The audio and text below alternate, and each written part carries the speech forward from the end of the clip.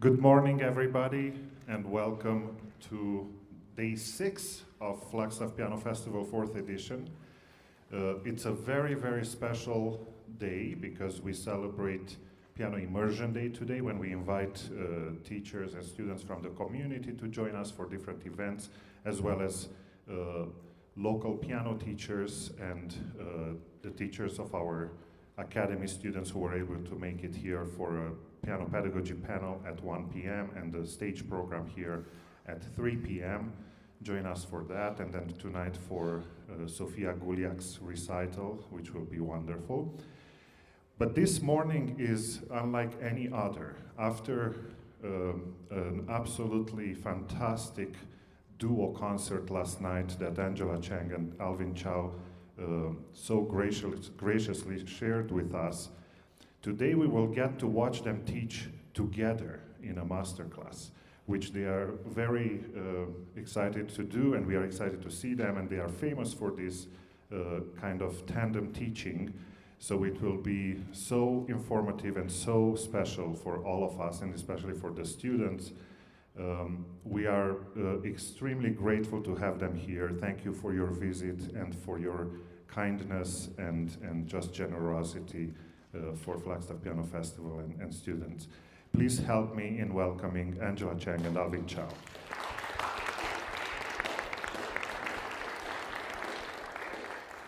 As usual, we'll have 3 students performing, and the artists will work with them for 30 minutes each. Following that, the last 30 minutes of the masterclass will be a Q&A with the artists. And a brief announcement about the second performer. Tamara will play the second half of Papillon. In the interest of time, that piece is quite long, so she'll start somewhere in the middle and go to the end for the purpose of this masterclass. So without further ado, Emily.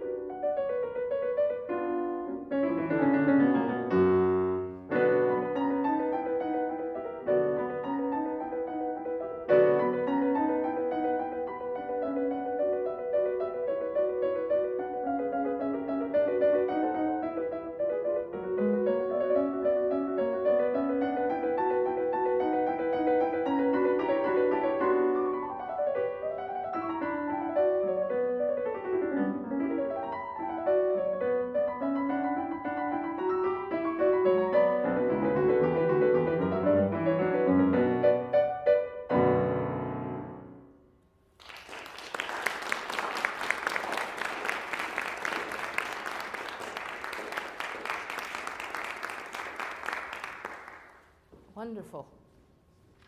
Really, really wonderful. I really enjoyed that. Thank you. Did you also like it? Yeah, I did too. I did too. Are the mics working? You can hear us okay? Yes? Okay. Oh, I see. I was just saying how wonderful she played. Thank you. It was a wonderful performance. We both enjoyed it very, very much. So, have you played other Haydn sonatas before, or is this your first one? Oh, well, you picked a very good one. Your teacher helped you pick a very, very good one. Or was it you, or was it your teacher? I think this was, I was doing this competition. Oh, I see. For the second round, there was A choice? Ah, 3 pieces. I see. Okay, wonderful. There are many, many things. And I'm happy you did the repeat. That's very, very important. However, for my taste, if you are going to do the repeat, you may want to think about different things, because there are many ways of interpreting something like this, because Haydn left us very little dynamic markings, articulation markings, that you may want to just have a little bit of variety. So when you do the repeat, it may be a good idea to just change it up a little. I mean, not too extreme, but you know, like maybe one time, instead of louder, softer, it can be softer, louder, you know, that kind of thing. You know, I had a question though about the repeat, because I noticed that you took the first repeat, I know. but then you didn't do the second repeat. And was that a conscious decision, right? Yeah. And I think that's fine. I have no real strong opinions in some ways. But in other ways, I think that there's a certain structure about it where the first half and the second half are actually about equal in length. And so if that is the case, then I am of the preference of doing both repeats. There are other pieces where the development is so long in a sonata and the recap is also long, so it makes the second repeat sometimes feel too big. But in this case, it's pretty even. So that's just something to think about. But in this case, because it is fairly equal in length, then I would probably do both repeats. Mm-hmm. And then again, there's always the possibility for doing something a little bit different. That's right, yeah. Yeah. Great. Okay, so should we start from the beginning? Sure. Yeah. So we're going to talk about different shapings that you may, so much that you do already is so natural and beautiful.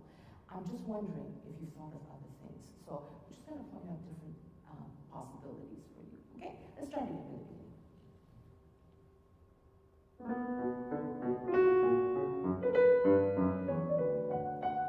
Okay, can you tell me, are there a lot of minor sonatas that I wrote? No. So this is a special one that you chose. And so at the beginning, of course I don't want it to be fortissimo, but there's something about minor that has to be very serious. Yeah. So the sound for me is a little bit it's a little bit too happy. Yeah. At least think mezzo forte at the beginning. Yes. Try again. Good. Nice. Good. So that you can have a nice diminuendo. Because the next part, those F sharps have a slur over them. Why are they slurred? Because the left hand, those have no slur.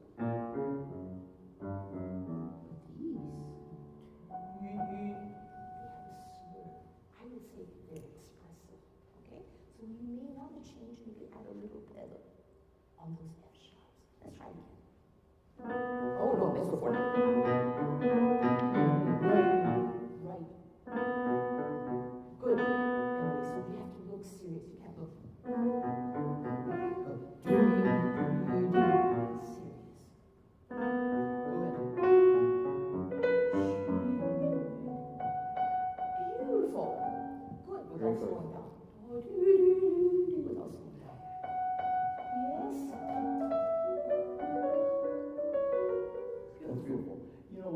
Classical period is contrast.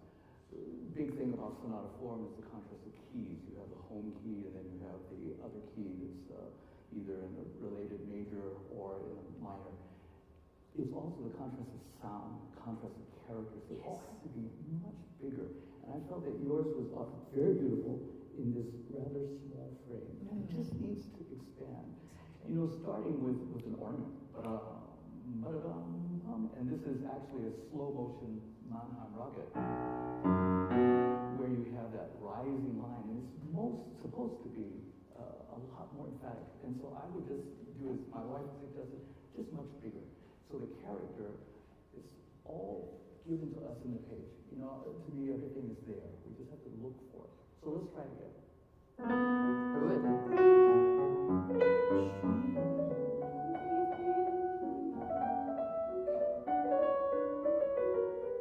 Good. Yeah, that's very What about nice. that ending? You're right. Something special about that ending. Can you tell me what's special about it? Da-dee-da-dee-da. Or you just felt it? Yes, what about it? You're right. You see, you're so talented. You felt it. What if you have a untalented student who didn't feel it? You have to tell them why that's special. Do you take theory lessons? Yeah. So, what's normal? Sorry, I have to put this down. I'm going to drop it. Should go to 1. Oh my. Ooh. From that darkness, we have a ray of sunshine. Maybe you don't have that here in Flagstaff. It's always beautiful and perfect. But is normal. Yeah. You did it very, very well. But I want you to know why you're doing it. Not just kind of go by how it feels. Yes, it goes to a deceptive cadence, not a perfect cadence. You don't need to know all that. It's special. Yeah? So let's do one more time. Bom, bing, bing, bing.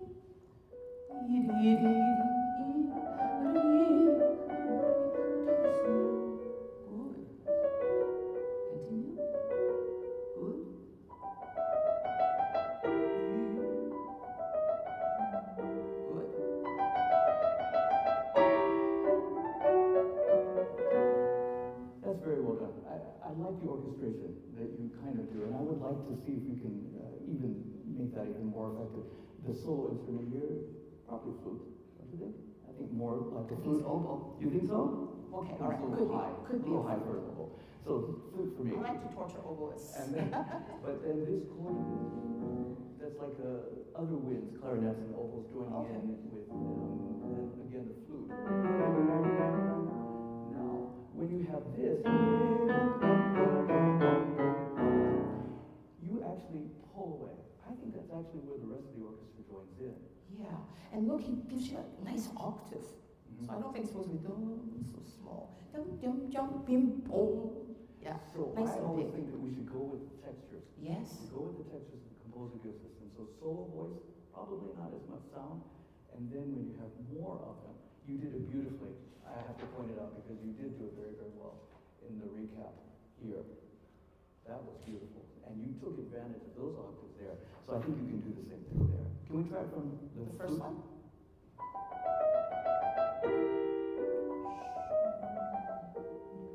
Okay, careful. Emily, wait a second. You did it in your run through as well. Da-da-dee-da, the second one, the echo is beautiful, but you are anticipating the bigness. You went, ooh, well. You have to be careful. Finish the thought. Finish the thought. First line, right. And now, good. Go ahead. Now, one other thing. Sometimes you rest here in the run through. For me, slightly too short. Yeah. This is the end of the first paragraph of our story. Yeah. So maybe you just need to breathe a little bit. Before we start, yeah? And that's right. One more time without my doing also. Good.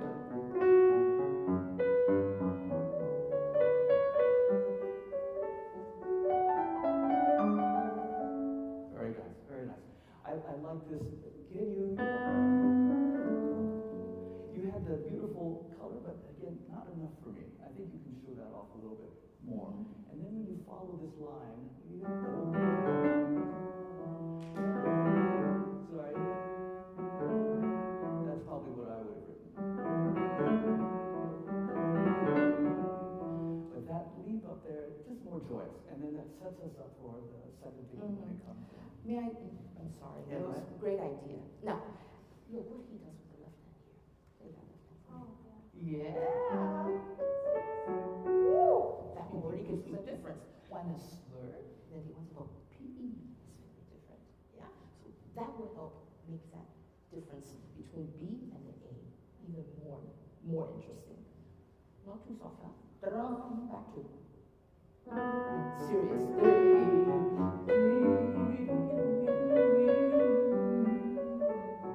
Lovely.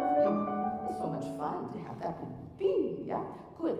Now, I want to hear more different colors from you. Ooh, so many B's. Oh. Yeah, make different colors on B's. Big, serious. Oh, you forgot the slur? That's right. Good. Much better. This rest was much better. Each time before, you were very good. Yeah? So in yourself. You know, sometimes, rests are kind of boring to count. But if I may suggest, instead of thinking of four, beat four, hear a little echo in that rest. One, Emily. Yeah? So, yeah, try again. That's good. One more try. Serious.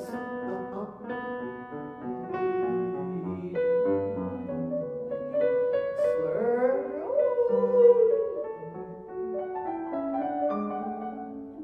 That's right.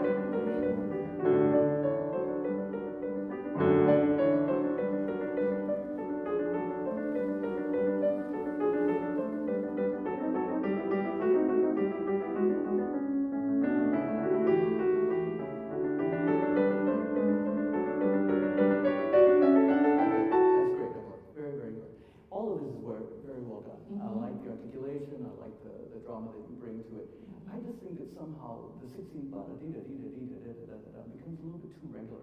And I wonder if you can change up the phrasing. So, can you play the first bar? Good.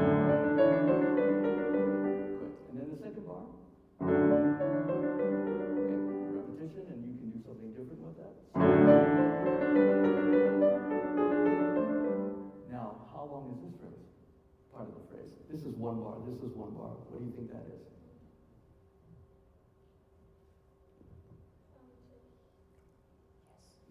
Yeah. Oh, well, maybe that's a bit far. Well, I think it's actually good. I think it's here. No, I think it's further. Uh-oh. I always love the long line, so I think that that's right. But what happens when you're doing this? Ya bum bum bum dee da dum bum ba da dum bum ba. So I'm getting too many of the same sounds. So there's a rule I think that when you have the same note value for a long, long time, that means that the motion is exactly the same. Something has to change to make it interesting. Otherwise, it just becomes this kind of monotonous thing. So if the rhythm is constant, the sound always must change. Always. That will give it life, it'll give it movement towards something. So if you think about it that way, if a lot of 16ths, then you're constantly thinking, what color? Where am I going? And how am I going to shape my dynamics? Can we try that? I'm not going to tell you, you have good insight.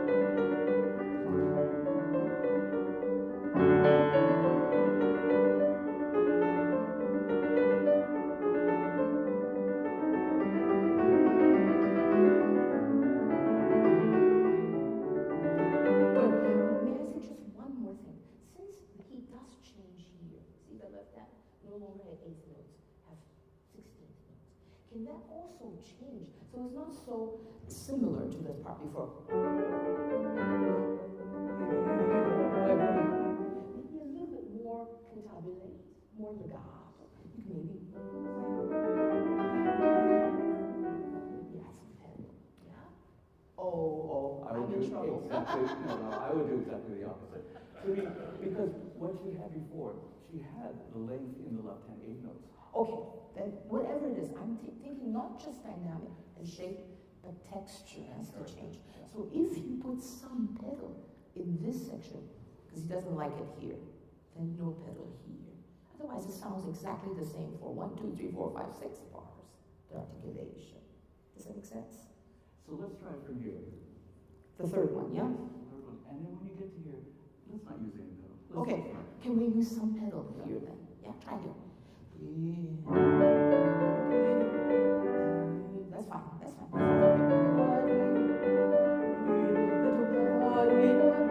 Now, okay? Now, you can try my idea in the repeat. There you can change it, right? So, I mean, I'm not saying he's right. Well, he would like to hear he's right. But, you know, there's just different ways of looking at it. But what I think we're both looking for is changes. Changes in shape, changes in textures, because then it changes the character. Yeah? And that's what makes classical music, you know, some people say, oh, so boring, I don't Mozart. But no, it's so alive. And you make it happen by being, you know, imaginative that way. Okay? Can we try it the other way? So no pedal, and then pedal through here. Let's see what it sounds like.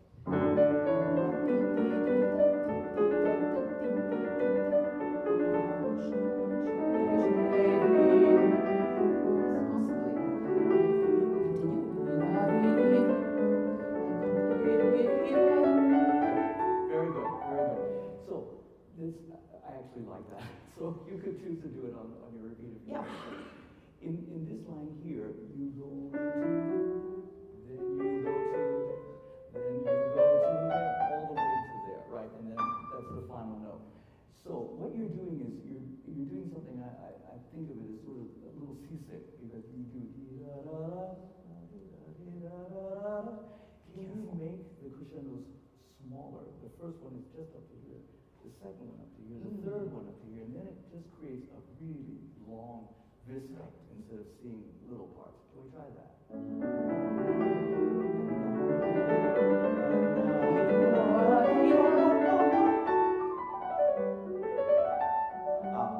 This is a fantastic moment. I think, again, it's a flute or violin. It's a show-off moment. It's so graceful, but I would just be more articulated. You work all that time, and now that solo instrument gets to show up. I would go up.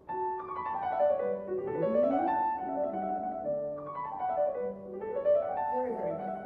Okay, may I also suggest the fact that he has these 8 notes. You made the first 2 short, which I liked very much. I don't understand why the last one is special and it's long. So we should all. Can we try that? Yes. Good. Now, you want the second one slightly softer, like an echo? Absolutely. Great idea. May I suggest with the louder one, because we only use our fingers, it's very difficult. Pedal a little. Just pedal the beginning of the triplets. Now, sorry, I haven't warmed up, but yes. At least maybe not the one going up.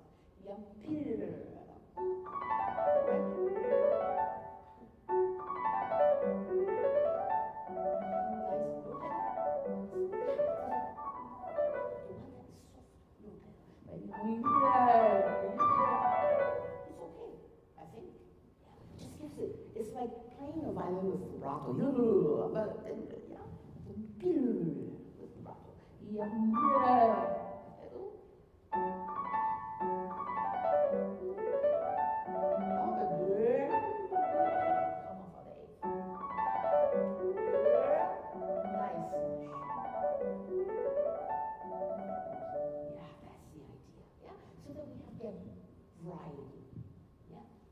Going to a buffet. You get to eat a little of this, a little of that. We don't want to have the same dish always. Yeah. One more time. With the pedal. Very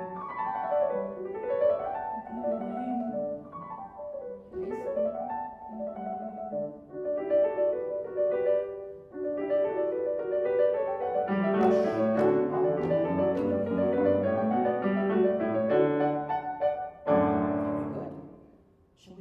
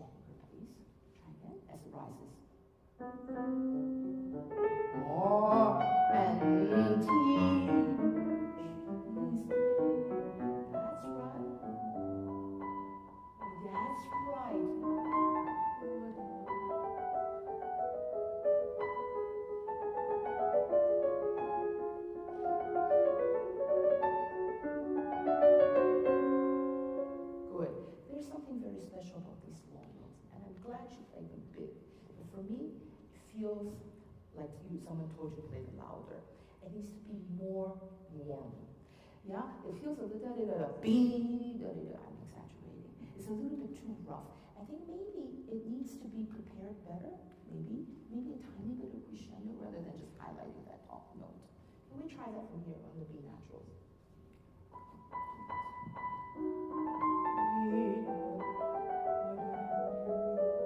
Better?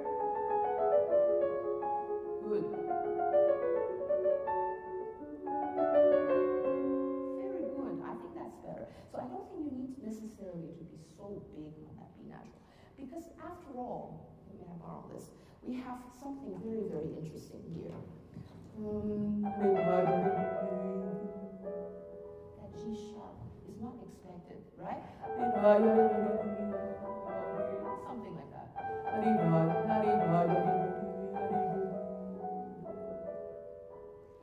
So special. So I wouldn't hit that B natural but that loud. I thought that was better.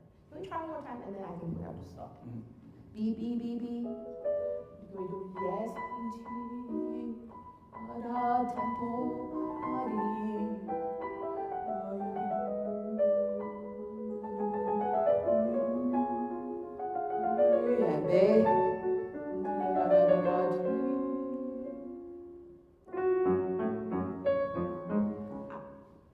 I was going to say, this is for me a real arrival. So I just think it needs more. With the octaves. More.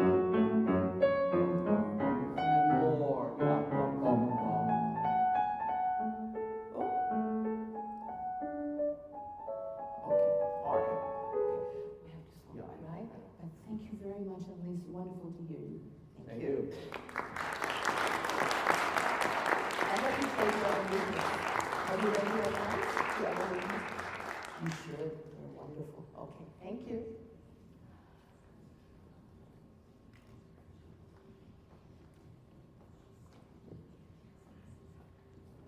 Should we have your score? Oh, it's already there. Yes, we have.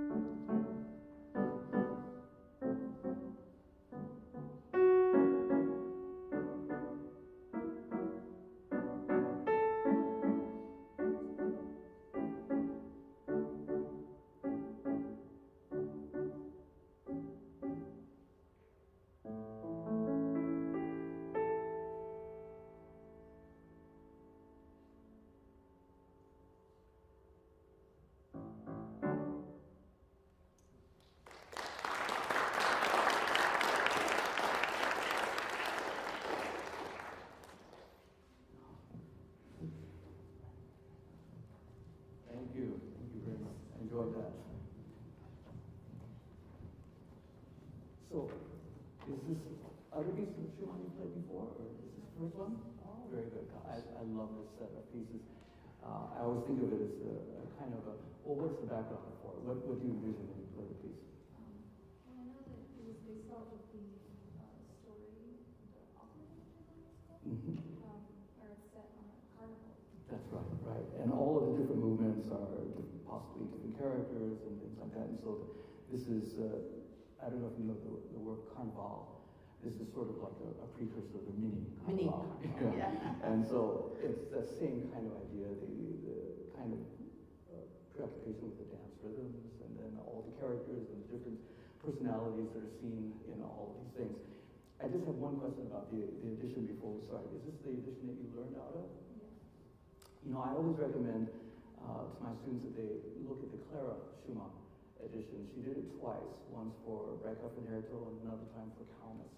So if you can find those editions, they're actually much cheaper than Henley, or I'm not sure which one this is. But in terms of the markings, I don't know exactly how scrupulous she was, but in terms of the markings, I'm always thinking Clara writes those pedal markings, then that's probably the ones that I would do. She does change from one edition to the other, so slight changes throughout, but still, it's her work. Looking at. And so that's what I would do. There are some pedalings that are in the score, and I don't know whether they're hers or I might try something else. I thought maybe some of it was over pedal, and also maybe I need more of the top half of the piano just to project all of the ideas that Schumann has. Yeah, I agree with everything, yeah. Okay, so do you want to start and we'll probably just go start one, try to get some general concept and then move on to the next one. So we won't do like we did with the last one. Can we start with that first one?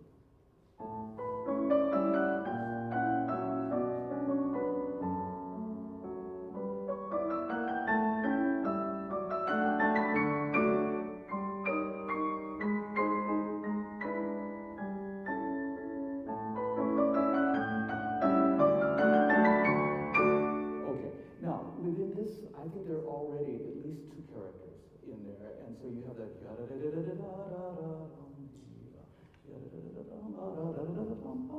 this one, and then so I would try to maximize as much as you can how you feel about that. So the pedalings here, I think the longer pedalings work very, very well here.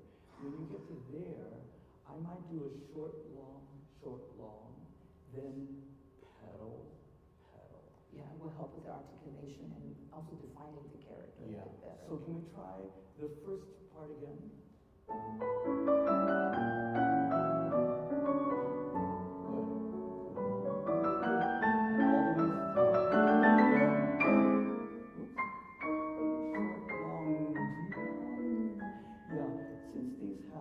Short, long, and then slur. Right. Slur. It cannot sound the same. It Yeah. cannot sound So can you short. try these two bars again? Short, long. Now. Lovely, that's great. And if it's possible with these slurs to have more diminuent. T, not T, da, T. See, this one has accents on P2. These should be very soft on P2. Try again.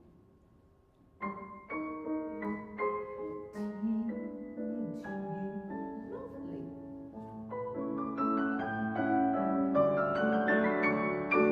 Very good. Now, just one technical thing about when you're playing a series of octaves, what you're doing is you're playing this way, and what I'm looking at is your thumb. So I see you doing this. So you're actually weaving in and out that way. If you can, what you want to do is try to keep your thumbs more aligned that way. So topography is a little bit more Yeah, so you're less. I call this sawing when you're doing a lot of so I see that kind of a thing, but if you're holding it closer, I often just practice the thumb and make sure that has a clear line, and then add the octave, and then you add the left hand with it. But it'll make it much easier if you do that. Do you want to? Just one last thing.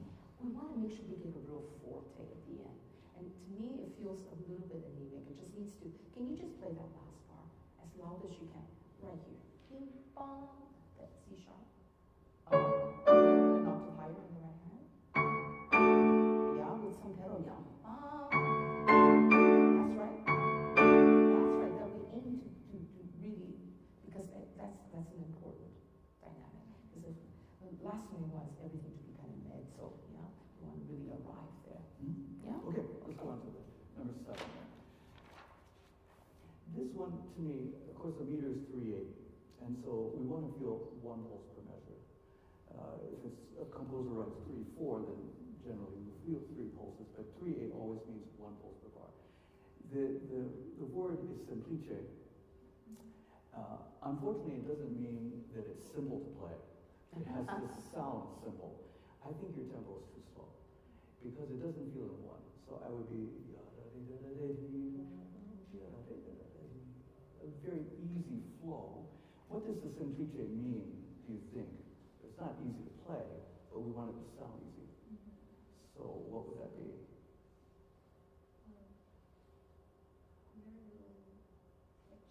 Yeah, very Changes good. in timing, Yes. right? So it's not so much rubato, not so much stopping and starting, but just easy. Let it flow. That's the semplice. And I think it's better accomplished when the tempo's a little bit faster. So can we try it? I know it's not going to be comfortable, but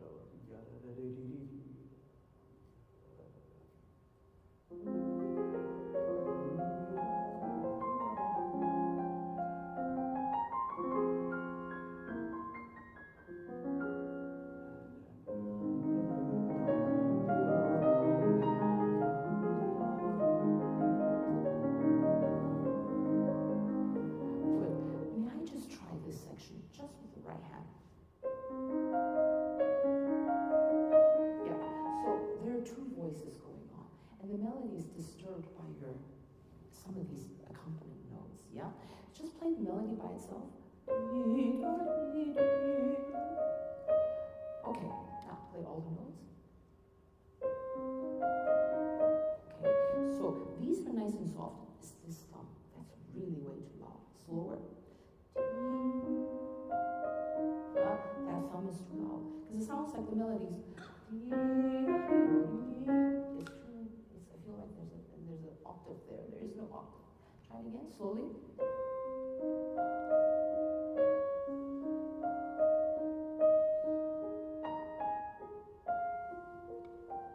Okay, good. If I may suggest that you play this slightly shorter. So that you can drop into the long note. Try it again slowly.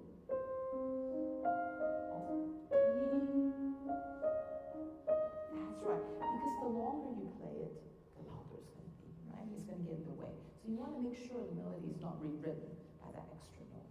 Okay? you can also think of it in terms of where you're distributing the weight in the hand. So if it's on, I always think of it as being on the right side of the hand. So if the weight is here, then this part just dangles. And it's almost weightless in terms of that part. So if you're thinking weight here and then nothing, weight, and weight, nothing, and so forth. Can you try that? Just thinking about where the weight is.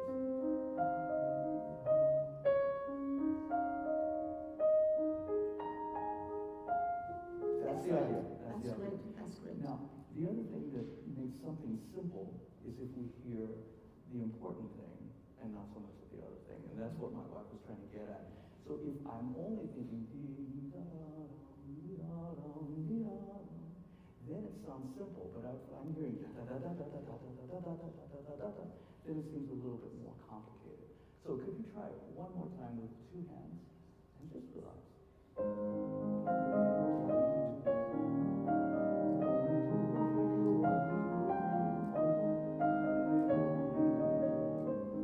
That's so much better, yeah? Because the thumb was really, really heavy, so I felt like the melody was being rewritten that way, yeah? Very good. Good. So that was, that was the main idea. So let's go on to number 8. Sorry, go ahead.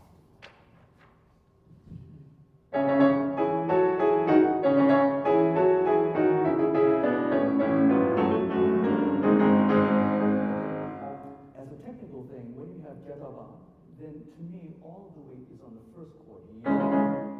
You're doing a second attack on the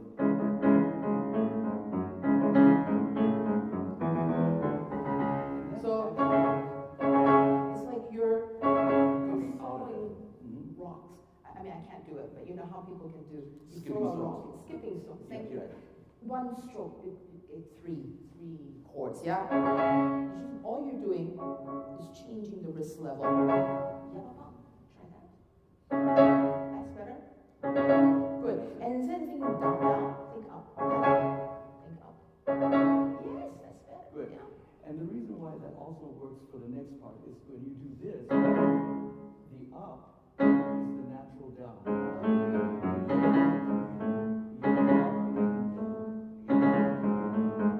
you try that?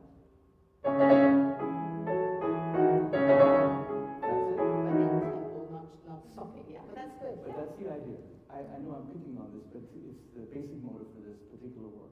When you start to play this chord, you set your arm. You realize that you do this, and then you drop. What I want you to think about is allowing the drop to happen, and then just as you touch the key, your hands know, they will know exactly what to do. You don't need to prepare beforehand, because otherwise there's a lot of tension in the arm. My daughter loves cats. And so one of the things that I've noticed in her cat is, of course, when they jump, they don't just jump from and then do this. They just do, their paws know exactly what to do. And so that's all you have to do. No preparation, but just, can you try that?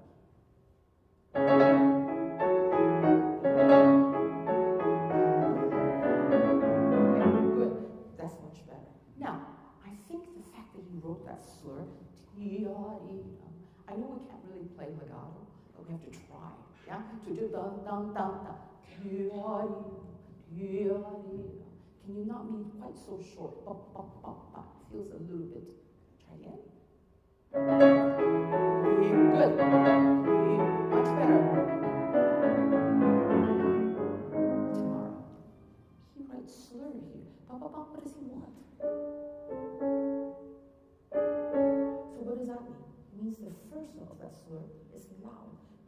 P, P, yeah? We have to do them.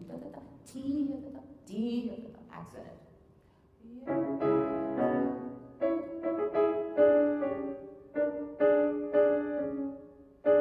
That's good. Try again. Okay. I think what it is that you get too heavy here. Already too loud. Just try slow. Slow.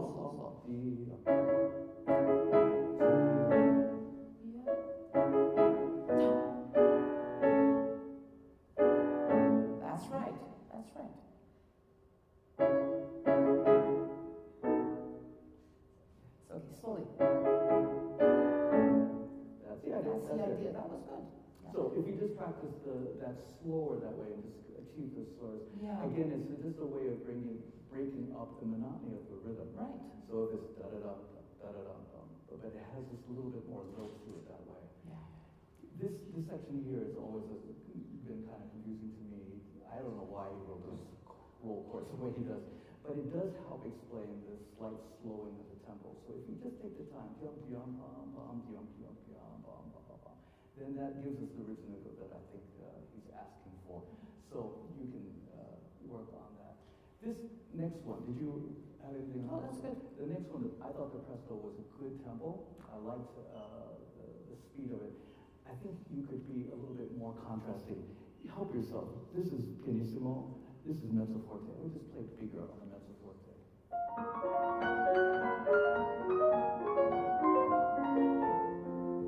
Yeah. You have a beautiful way of following that line down. I think you actually give away too much of the sound. I would just a bit be a lot more yeah. demonstrative about that.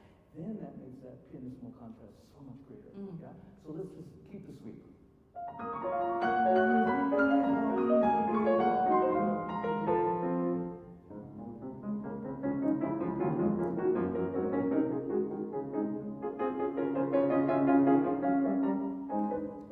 Very good. In a way, I like this better. I think you're not as nervous as you were before, and it's clear the articulation, and I can actually hear the moving line. Yeah. So what I missed the first time, I heard lots of fast chords moving, but I didn't actually hear the moving line. Every time you have a passage like this, the notes that stay the same are always the least important. That's right. Anything that moves, that's all we want to hear. So sometimes it's in the upper voice, sometimes it's embedded in the middle voice, but you can help us a little bit more by hearing that. Can you try once again and just think about where the moving lines are?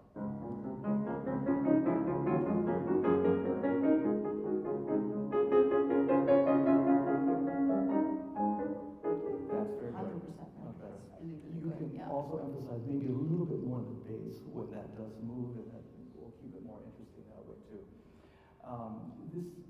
The tempo sort of sagged, sometimes it got a little slower, and so you just want to make sure that whatever you have is going to stay at that tempo. Yeah, let's try that one more time. Okay, start here. Right. Okay. That's it. That's the idea, so that we don't feel like, oh, we're at another dance, yeah? Okay. This, again, this is a technical thing, but it has just a lightness. Yeah, so it has not 3 separate strokes, but this, and then it bounces. That's it. And then with the 2 hands,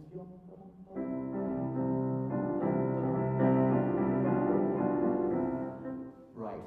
In terms of the pedaling here, I don't mind here, but once the chords change, I think we'll be just dry. Yeah. And that will help us move maybe into the character of this.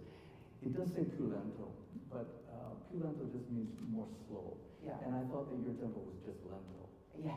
So I would, if you're going yum ba dum bum bum bum 1 2 3 1 2 3. So we don't want to go yum bum bum bum ba da dum bum bum bum bum, but maybe yum bum bum bum ba da dum. Somewhat related, yeah. The first time I think of this is in 1 dum bum bum bum bum. Maybe this would be a faster 3.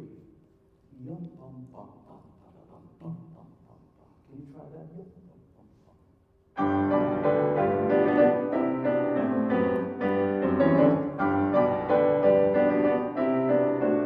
That's the idea. Now, the reason why I think that tempo is too slow, or the one you did before, was that when you came to this next melody, it took a long to dum dum dum dum dum dum. That's your melody. That's a long kind of line. Yeah. It's much easier to hear the phrase if we're just going faster. Yeah. 1 2 3 dum dum dum dum dum. I won't make you try it now, but it's just an idea that you can think about when you come into that. So again, gives that character again. Dance. Oh, let's see. Do you have anything on this? Mm-hmm. Okay. I think this is good here. Somehow when you, around here, I think what you want to do, and maybe even here when you get to the più lento, that the timing of this is It's not quite right on the left hand. and it's just a matter of doing it slowly enough. You know, I ask my students, do you practice slowly? And they always say, yes, they do. And I say, can you demonstrate that for me? And they play about half tempo. And then I said, and then what do you do? And they say, well, I go full tempo. That's not practicing slowly.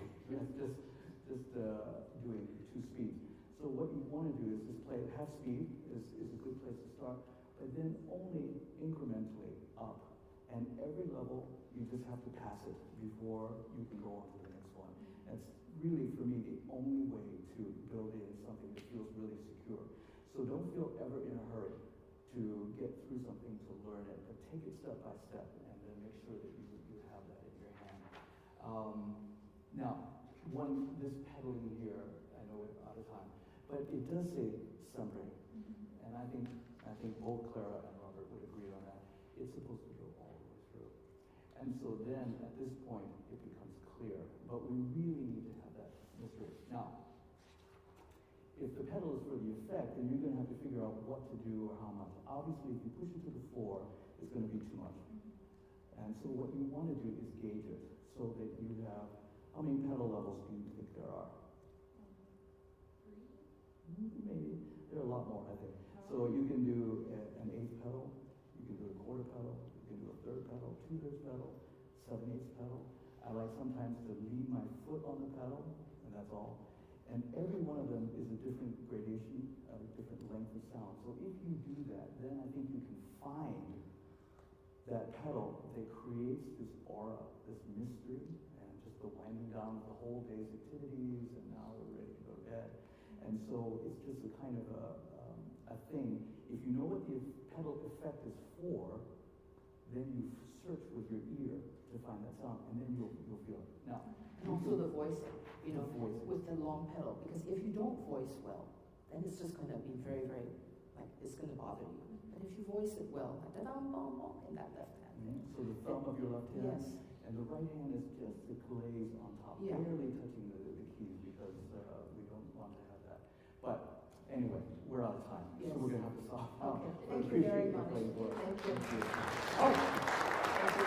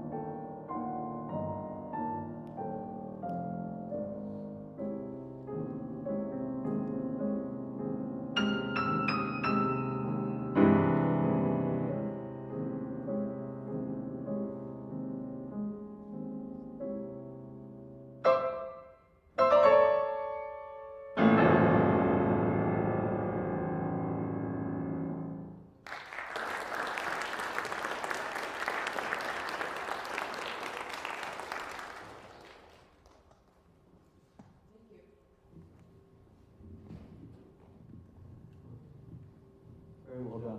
Yes. Especially to play after sitting for so long. Very good. Do you play the rest of the sonata? Not yet. I just started learning this about 4 months ago, so I haven't finished it this summer. Okay, all right. Good. It's a great piece. Wonderfully controlled. And I don't mean that in a bad way, in a good way, because it's very important to have these temporal relationships. And I thought that you did that well. Now that you know it, I think we can let it go a little bit, maybe, yeah? But wonderful control, really. I thought it was too controlled. Yes, it may be a hair.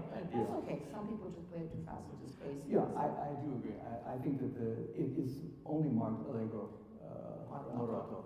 And so many recordings and live performances I've heard, they're just going like gangbusters. Yeah. And then when you get to the development, you just can't get any faster. Right. So I think yours is smart, but it felt just a little bit too contained. Yeah.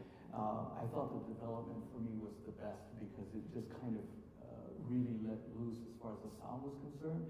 And I really felt a lot more of the angst and the tension and the grief and the horror of war. And then, but somehow in the exposition, it was just tame for me. Not enough extremes. I think it has to have that. So. Mm-hmm. Yeah, I agree. Yeah. Let's start again from the Okay. beginning. Yeah.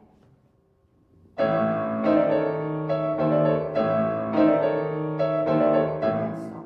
I mean, you do well, and it's good. But not sure, and I know your hands are much bigger than mine, but this mode of using that kind of fingering, why don't you use one thumb? Yes, I think it's more bite. Okay. I mean, I think you're working hard, Yeah. and it's not an easy instrument to project. But somehow those yada-dam, Right. that fingering may be better.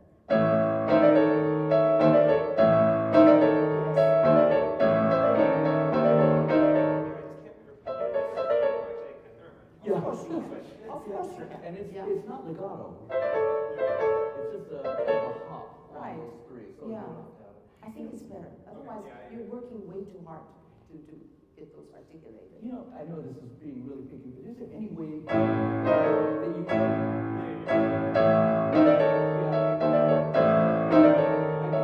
What it is, he marks eighth with an eighth rest, and this is a chord. So to me,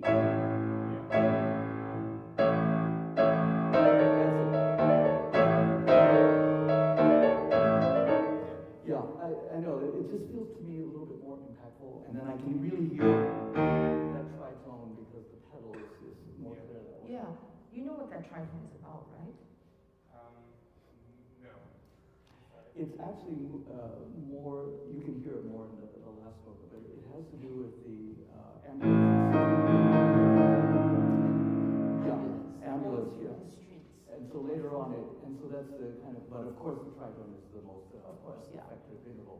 But it's important that we have that. Let's just try it again. No, hold it. Yes. Sorry, do you want me to hold the pedal for this first beat too, or I'm sorry, for what beat? hold the pedal on the first beat after I release? Yeah, after you do it and then go to the second.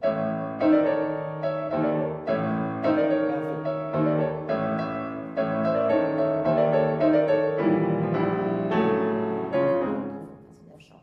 Bottom. Yes, it's a key signature. Yes. That's right. Very good. Now, you have this fortissimo, and to me, everything in the contemporary period is the dynamics are the most exciting part, and the rhythm, of course. Melody here, some beautiful ones, we'll get into the second theme. But in terms of the sound, fortissimo, forte, there has to be a difference. Yes. And it's, you forte to mezzo forte, there has to be a difference. My students, I'm always complaining, everything is just loud. So the idea of fortissimo, and then half of that, dee-dum-bum-bum. Not half. Well, Less. Noticeably less. what you don't lose is the character and the articulation. Mhm. What you do give in a little bit is the sound. It's the dee-dum-bum-ba-da-da-dum-ba-da-dum-ba. So only the sound changes, the character doesn't have to.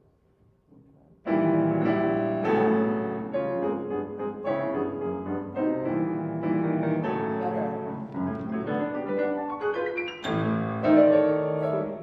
Even when you're short, they're dee-dum-bum-bum, dee-dum-bum-bum, dee-dum-bum-bum. No, I want short. Dee-dum-bum-bum-ba-dum-bum-bum-bum. That's too small for forte, yeah? Better.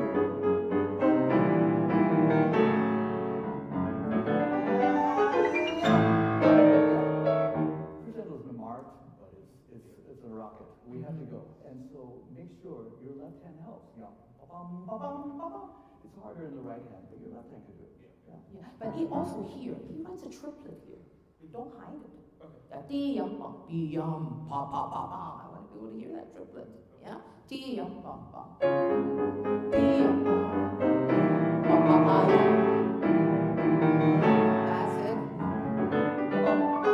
Yeah. And after that, pa, pa, pa, bum. This eighth note should like negate the triplet we've just done. Okay. Bum, bum, bum. Don't hide it. It's so soft, this little pickup here. Yeah.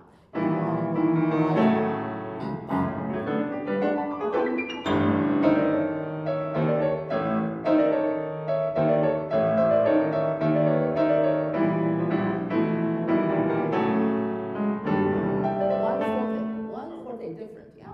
What does this mean?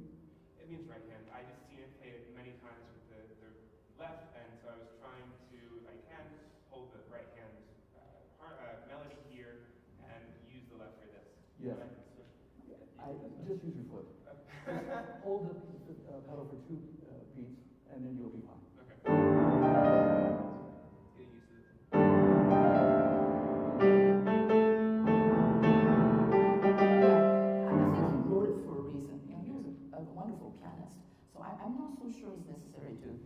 wrote that. Yeah. So sometimes I just talk to myself. I go right, left, right, left. For the melody. That's all. And then I don't try to think about it. Just knowing exactly which hand plays the melody. Can you try it? Just, yeah. That's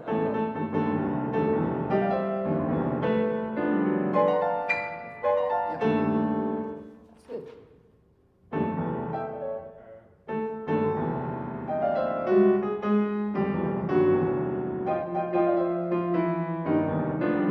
Yeah, just something to think about.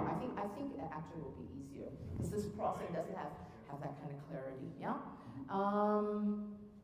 Where should we go on? Yeah, let's do that.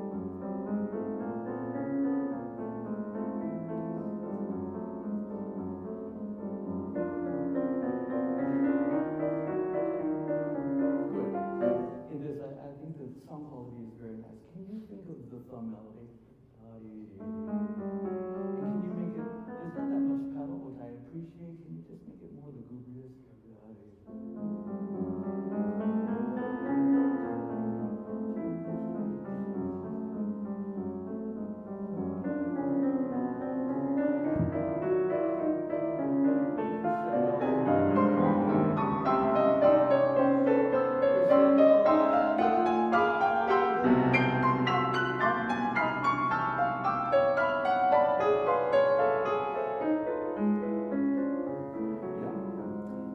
So for me, this whole passage here has to reach fortissimo. Somehow it just sort of sits and doesn't really go anywhere, and I think it needs to get to this point. Where does it say the diminuendo? Here, so too early. Yeah, way too early. And it's not nice. It's not nice. So, and for me, I think of this as leading the phrase. Okay. So you get kind of bogged down in all the A's of da, da, da, da, da, but maybe lead with the quarters in the left hand. There's a reason why they're marked longer in the right hand and only eighth notes. To me, it's more important that way. Good, Yes, that's fine. good.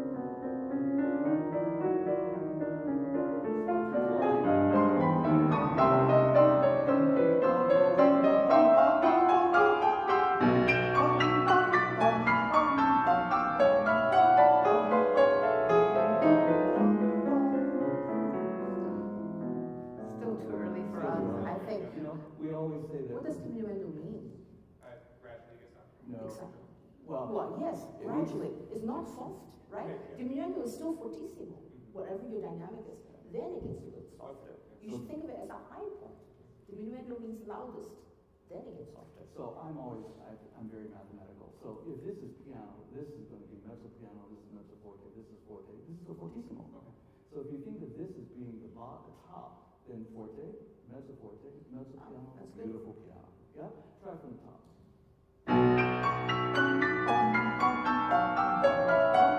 So loud, dum, dum, dum. One forte. Mezzo forte, mezzo piano, and now piano. Okay.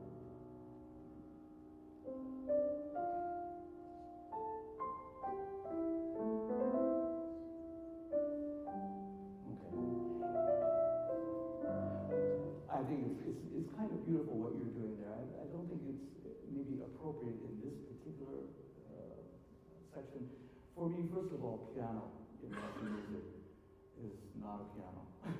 It means to sing. P is for project. Yeah. And then the fact that he doubles that melody. To me, that means he wants something.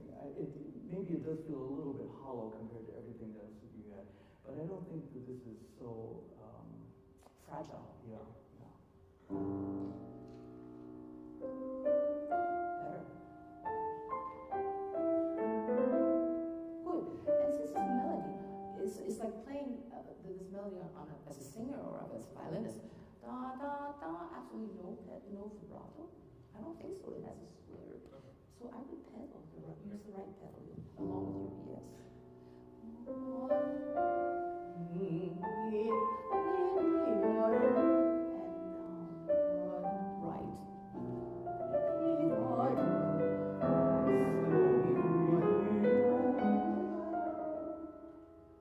Wow, that's really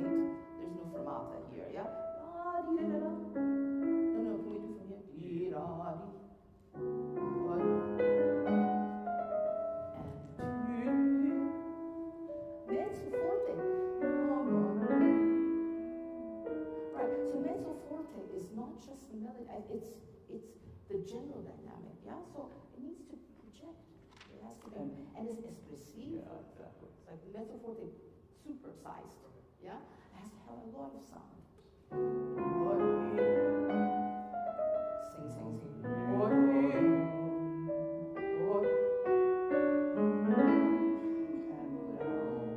Nice. Not pianissimo. Yes.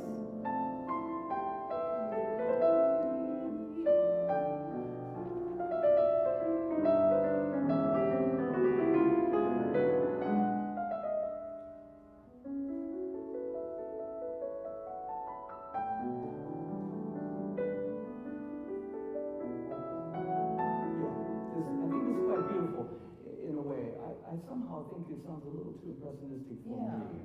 I think that it is, of course, the accompaniment. You're right. So when you start those A tones, but can they have a little bit more of a feeling of a clarinet or something like that that has a continuous sound and something that we can latch on to? And maybe this, the first two bars versus the next two bars.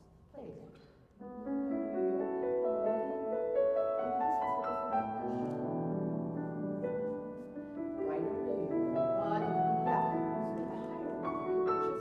Brighter than when it goes to the A natural. It's a step lower, yeah. So let's try it. That's right.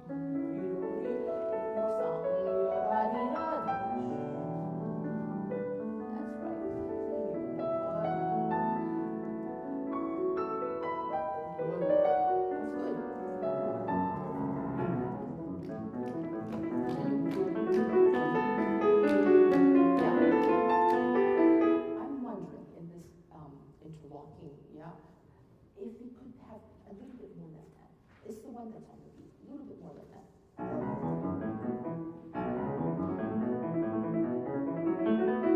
Right. I feel like it'd be better than trying to it sounds like two voices arguing with each other. So the right hand's almost like a little bit of shadow. A little bit, not but lead with the left hand. I think it would be better. And I think the mezzo forte when you arrived it could be a little bit bigger. Yeah.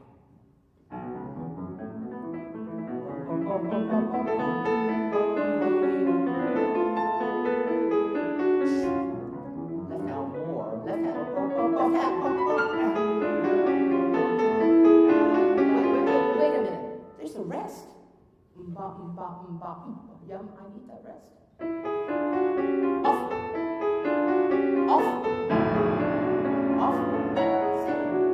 Sing. Yeah. Off. Yes. Off.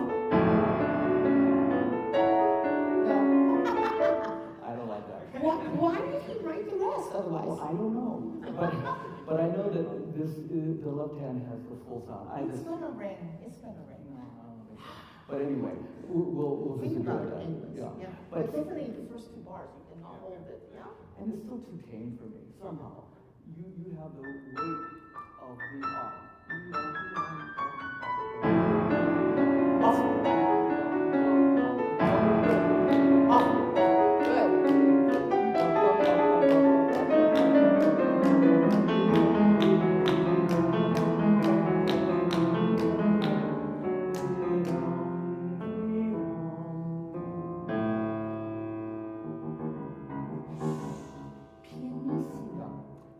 Again, you have this, you have the key writes in the levels for us, fortissimo, forte, mezzo forte. So you delineate the registers very, very well, but when you get to there, it should be pianissimo. So I would use an accordo there.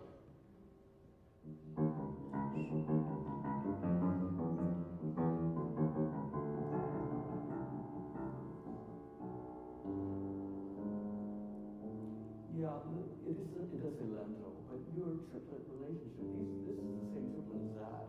So if you I would retard into the lento.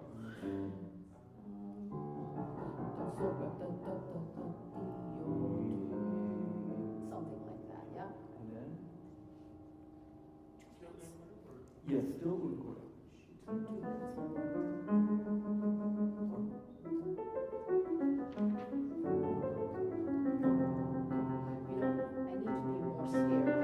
And I'm not scared because it doesn't have enough of the accents. Yeah?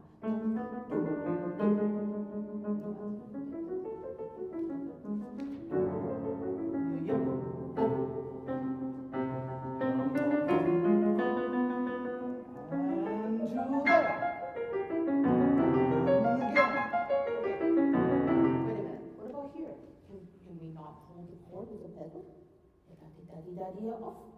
Isn't it the way it's kind of?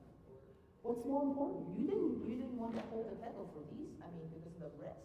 Yeah, I would think hold it. I would hold it. Oh, okay. Yeah, because we're trying to crescendo. No, too early. Pedal here, middle of the bar.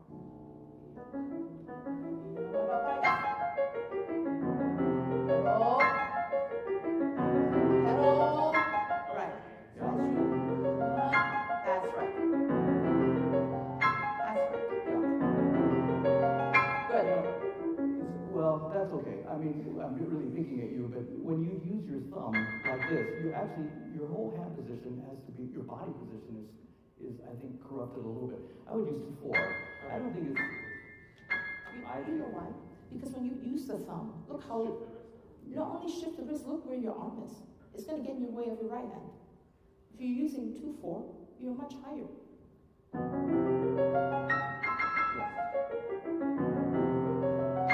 Right, you have so much more room with the right hand to make the sound that you want. If this is like this, you have no room. Yeah?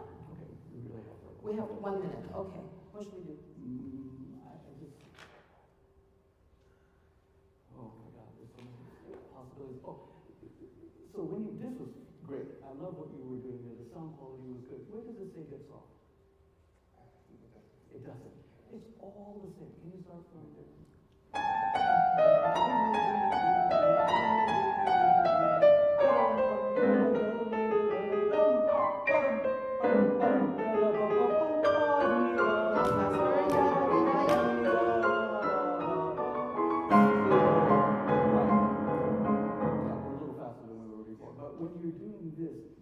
Came back up to forte.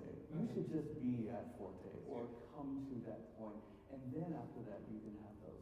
So for me, again, it was in a way your dynamics were nice because you would do diminuendos and then, but not structured exactly the way that he marks them, and then that takes away some of that horrific kind of quality, the suddenness of it. So I would just keep those dynamics in mind. Mm-hmm. Just one quick thing at the end. Can we start somewhere? Maybe just from here.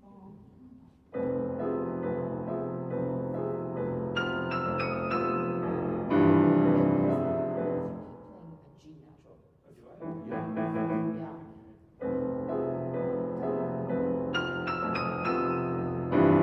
You play G. Yeah, because I'm hearing these G natural shouldn't be there. Be careful.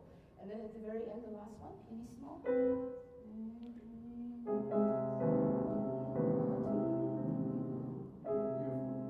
Your right hand is too high. Yeah.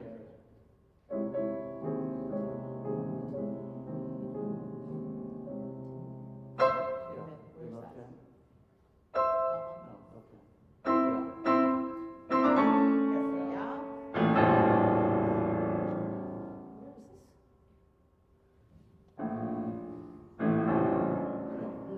No, this is right.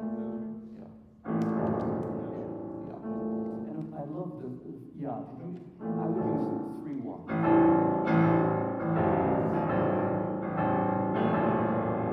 think that works. Just be a little careful with that on stage. All right. Okay. Good, thank you.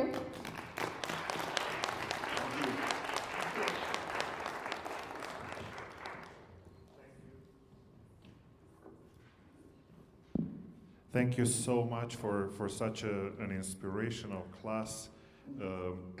As a teacher, I'm a little, I guess, personal and selfish, but even when you disagreed, I agreed with both of you. It's very rare that as teachers we watch someone else teach and we agree so much, and it's just so beautiful to watch you teach. We will open things to questions, and we'll pass this mic, so just raise your hand when you have a question, and we will bring the mic to you. But I never do this, but I will do it today. I will start with a question, because it's Piano Immersion Day, so we have a special focus on pedagogy today. And there is something that's always on my mind, which is I believe we all carry our own teachers' ideas and methods with us through our careers as teachers. but we also want to adapt to the times and make sure that we serve our students' needs in the times that we live in, not in the times when we studied. And some things apply, some things don't. But I know that both of you share some of your genealogy, pedagogically speaking and artistically speaking, and I'm curious, how much of that do you feel that you are still showcasing in your own teaching that comes from your teachers? And how much is new? Or what do you question about your teachers? I think we both have, I think 100% of our teaching today is the byproduct of what we've had with our own teachers. You know, sometimes I've been teaching for a long time and I'll say something and then I'll be teaching out of a score, and I thought that I had come up with this idea, and then I look at one of my old scores and I think, oh, I was told that. And I just somehow assimilated to the point where I thought it was my idea, but I find out that it wasn't. Or the ideas are given to us and we kind of take them and go with those ideas so they can give us broad frameworks. People who know, I studied with Nolita True and Menahem Pressler. My wife studied with Sasha Gornitzky and Menahem Pressler. I studied with Gornitzky as well. So we've had some of the same background, and so we share a lot of the same ideas. But we've had people who have watched us teach individual master classes and have commented on the fact that I carry some of the things from my background that she did not have, and then she has things in her background which I did not have. But that's the beauty of living with another pianist. We're always sharing and listening and saying, oh, why did she do that? Or how did she come up with that idea? And so that's how we continue to grow, I think. And that's the wonderful thing about our profession, you know. There is no one way of looking at things.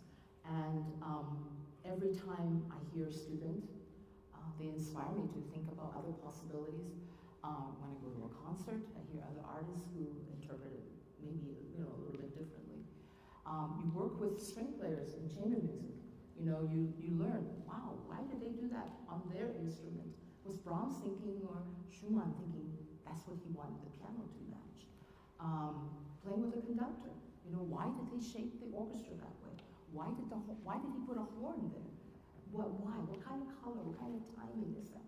So all of that, besides I had 7 years with my mentor at Indiana with Mr. Pressler.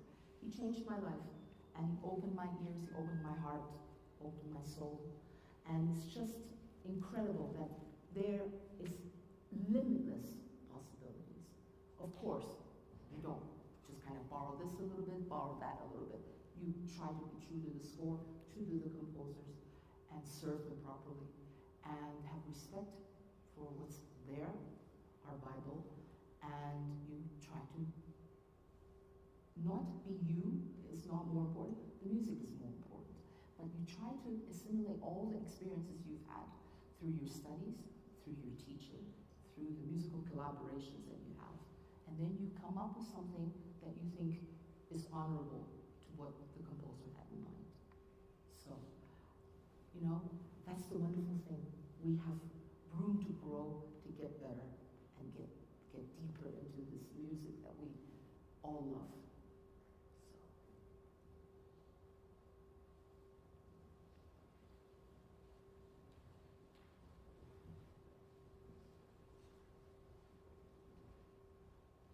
I feel like I'm on Oprah. Being the designated page turner for last night's concert, I got to see some of your music, and I got to see that you had like a ton of markings all over your score, but I didn't really get to like see them in quite big detail. So I would like to know, like, what are some of the more unique markings that help elevate your performance that we might not suspect? That's a good question. That is a good question. I would say that the majority of the markings in our score are actually for timing. In a way, I write in my own student scores, and I'll write characters, and of course we write fingering, we do all sorts of things.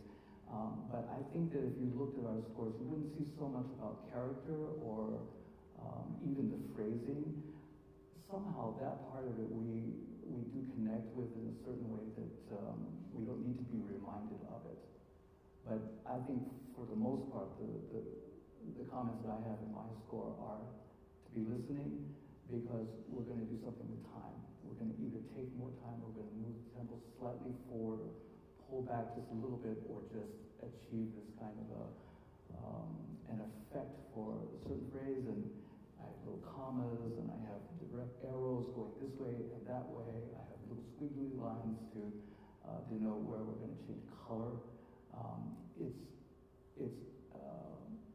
I think it's the most frustrating thing about playing together with somebody is that synchronization, and we work hours to try to find just the right placement of a note in a phrase, and then the color that goes with it, and then how do you get there, and how do you come out of it. She is a horror to work with because she is so exacting. It's never quite what she's looking for, and so we work so much trying to integrate all of these ideas. So I think for me, anyway, my score, that's the majority of the markings. I think for me, besides the timing, is balance. You know, that is the trickiest thing with playing with another pianist. You know, knowing who has the important voice, and then making sure that you are aware of that, and knowing how you can balance. Because as you know, as pianists, we play on different instruments all the time.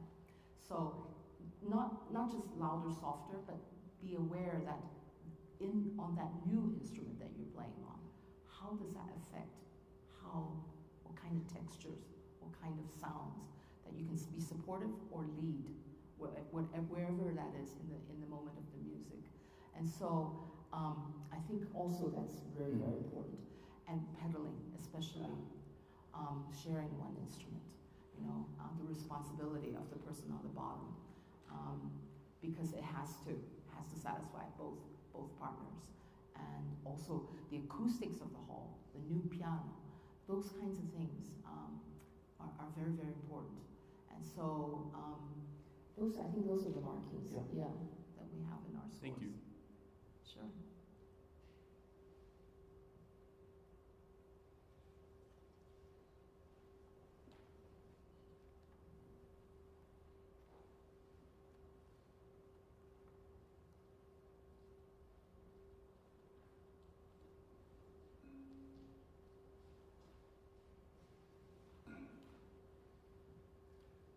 So we've listened to Haydn and Schumann and Prokofiev, and the details of your commentary make me wonder, so from your perspective as leaders and pedagogues and performers, how do you decide for your own repertoire and your own knowledge how much you focus on a subset of composers versus feel you have to have wider breadth, and where is that balance for each of you?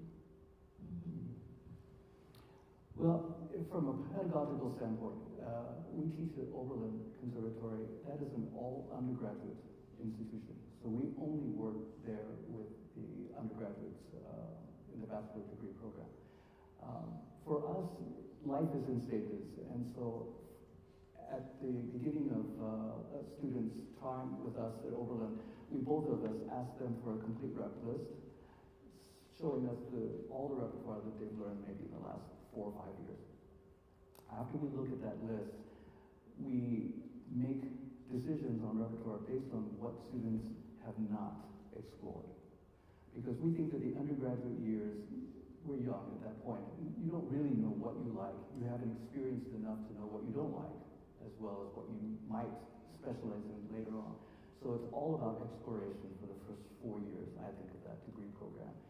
After that, as we get to know students better, then we're going to start showcasing strengths, but still choosing repertoire that will strengthen things that they're not particularly strong in yet, maybe haven't explored as much. With the idea that as they go into their graduate school studies, as they go maybe into a master's or even the doctoral level, that they begin to understand who they are and what they relate to more specifically, and then what they will inevitably maybe choose to concentrate We have that curse of this incredibly large repertoire, and it's also the greatest gift possible. So sometimes it's students will say, "Oh, I don't like Schubert," or "I don't like Ravel," or something like that, and we just have to try to expose them to it before they say they don't like it. We have particular likes and dislikes. I mean, not dislikes. We have favorites. Let's put it that way. I think. And so we'll always try to incorporate those favorites with our students, but we're really listening to them and seeing what their strengths are and also what their interests are. They, along with that list of repertoire, they submit to us a wish list.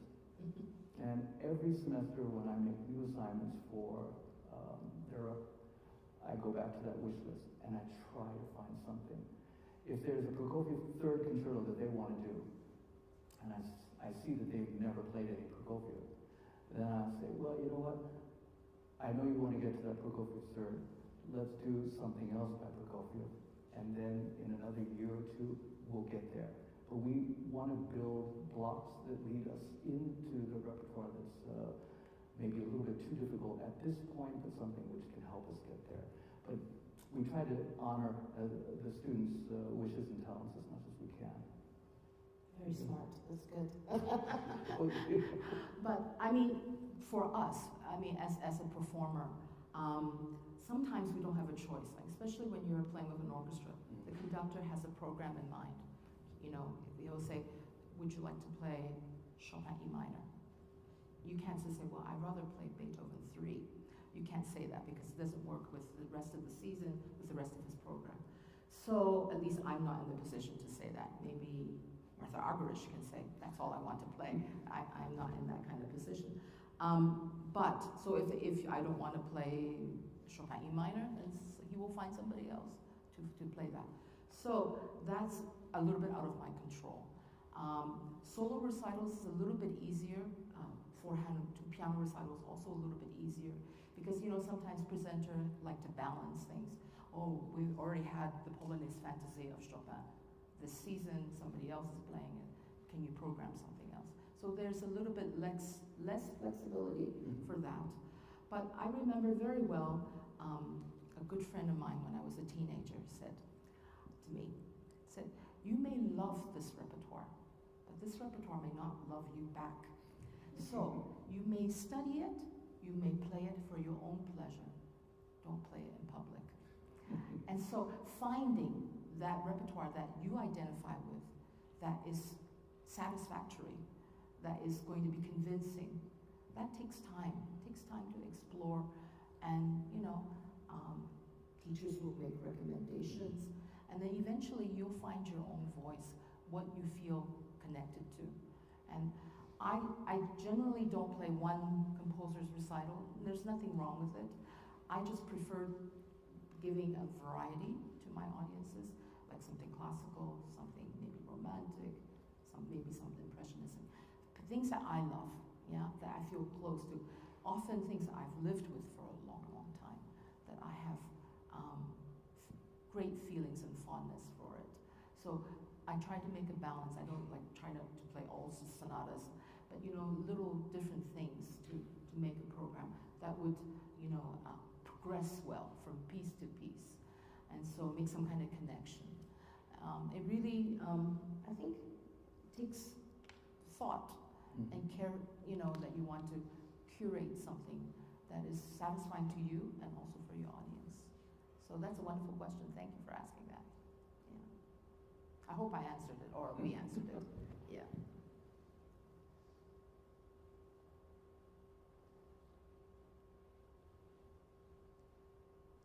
Thank you. It's so nice to see you working together on stage, and I'm curious to know more about that.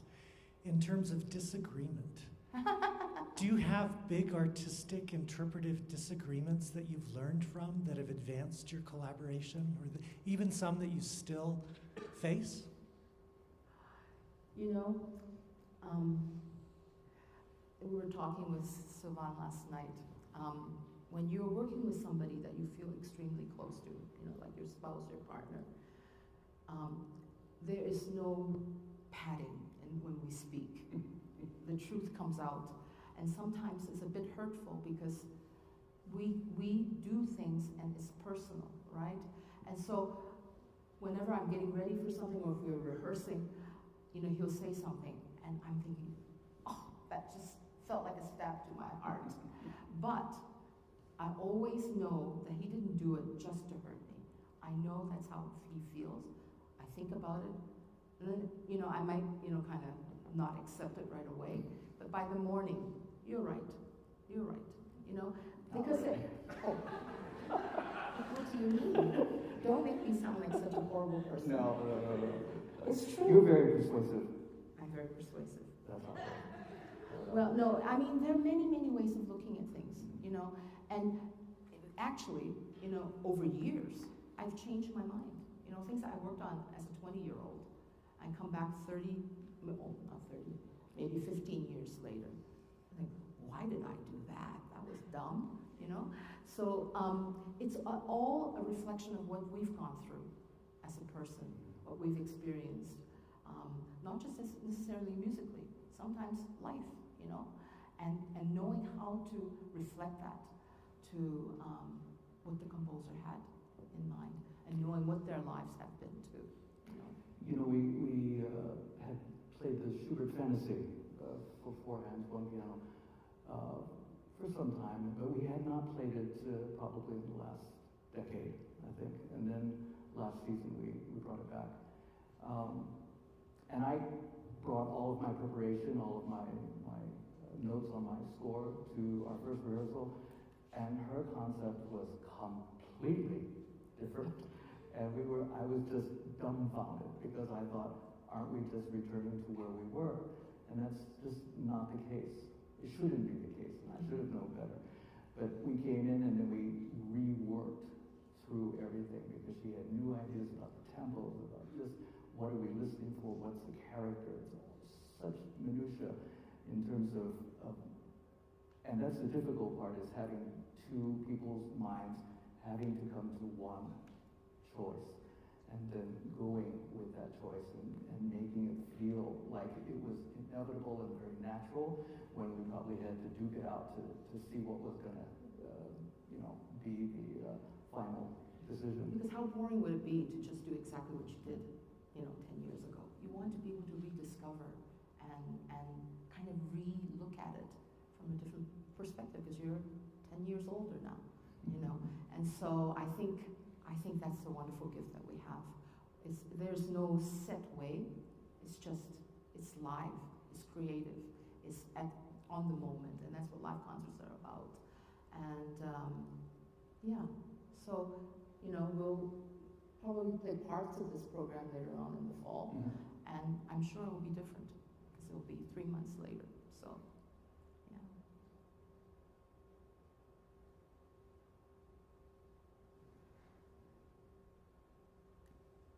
Anyone else?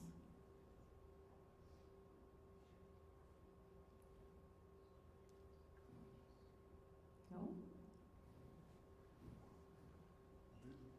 What would you advise? We have a group of 24 young artists here between the ages of 12 and 22. If you were to give them a piece of advice the way you would advise your 18, 16-year-old selves, what would you tell them? Practice. But practice smart. Yeah. It's just, to me, what I see in my own self and our students, there is so much talent in the world. There just is, it's incredible the way that students are playing these days. The competition is so much more fierce, I think, than when we were growing up. But the thing that I've seen is that talent is not enough. It just isn't. There's so many components to being a respectful musician, and the discipline and the curiosity and wanting to know more about the music and the composer. That's what keeps you at the piano. It's not that clock, and it's, well, I have to sit here for 2 hours before I can go do something else. If you can't find enough to keep your interest going, you're just not thinking hard enough. That's what I think. There's always something to explore. There's always something to get to. I'm always running out of time. That's my problem, is we're always running out of time. But that's because I have so much that I feel like I need to learn and to improve from day to day. So that would be my thing, is discipline. Our own children hated me as a teacher. So they're not musicians. Maybe that was the problem for us. But that discipline was just something I wanted them to understand. It's not, talent is not enough. You have to have that discipline. You have to have that drive. Yeah, and you have all the time in the world now. As you grow older, time is less and less. And I promise you, the more you practice, the more interesting it's going to get. So getting yourself to the piano at the beginning is hard. But it's like reading a 3D book. You know, it's like you get to peel layers and layers and layers. And it's so amazing, you know. So the more you do it, the more interesting it's going to get. Yeah.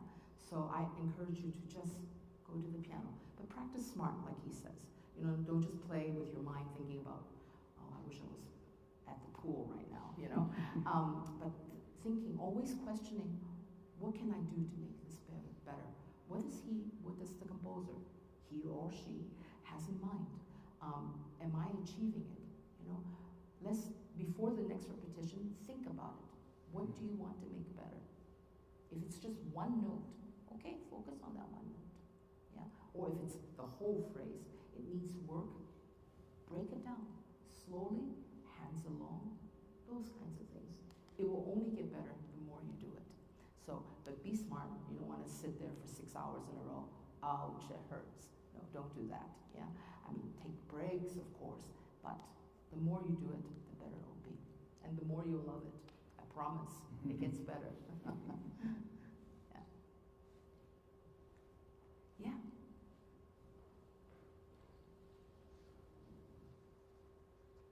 Thank you. I've been thinking how to ask you a question that is more perhaps about me than about you. So I'm going to ask it this way. You mentioned a moment ago children and performing together, and you're remarkable, just really remarkable in the way that you affirm and yet introduce suggestion and critique both to one another and to the students we saw you working with today. So my question is, in the constellation that is your marriage and your relationship, you've got music as a big star, and you've got children that you share as a star. What are some of the other stars that constitute the constellation that is your relationship? That's interesting. It's a good question. The first thing that comes to mind is food. We both love food. We love to eat. We love to explore things. She loves to cook. I love to eat her cooking. Every meal, we're actually thinking about what is the next meal. This is one of our things. Yeah, so we're very big into eating, especially Asian cooking. What else do you think? We are very boring. We don't have much interest besides music, family, and then food, maybe. There's not really much more time than that. I mean, music is so all-consuming between practicing and teaching and all the traveling as well. But family is very, very important. I've been blessed. I'm married to an amazing saint here who has been very, very more than equal in partnership in helping with the children. You know, if I'm away or whatever, he's always there, willing to help, and been very supportive that way. Been lucky that way, supported. Yeah, and so family is very, very important to us, and I think we're very close to all of our families, and we're in constant touch, and you know, it's important because that's That's what life, we think life is about. So besides those few things, there's really not much time for anything else. And it's funny because I have friends who have taken early retirement, and they're into ceramics. I just found that somebody is into rowing in a kayak by herself. I thought, wow. She said, yeah, and see what you could explore if you do retire. I said, I'm not interested in any of that. But who knows? I don't know. I don't see it. You don't see it? No, yeah. So I don't know if there's anything else. No. We've just been very, very blessed, we think. And so we have always felt how lucky we are, and we appreciate all the gifts that we've been given, and we just try to share that with our students as much as we can. Thank you again so much. It feels like we are, as I said last night when I introduced your concert, like we are in the presence of musical royalty with the two of you. Just the most generous, elegant, and beautiful people. Thank you for honoring us with your presence at the festival and for sharing in your artistry and pedagogy with all of us. And we wish you all the best. Thank you very much. Thank you.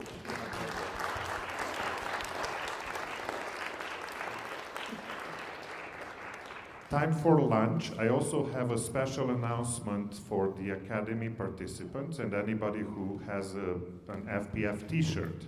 We are moving the group photo session from Saturday morning to tomorrow. So tomorrow morning in the middle of your practice from 9 to 9:30 we will meet here in the lobby and take group photos, so please plan to wear your FPF t-shirts tomorrow. And enjoy the day and see you tonight at Sofia Guliak's concert.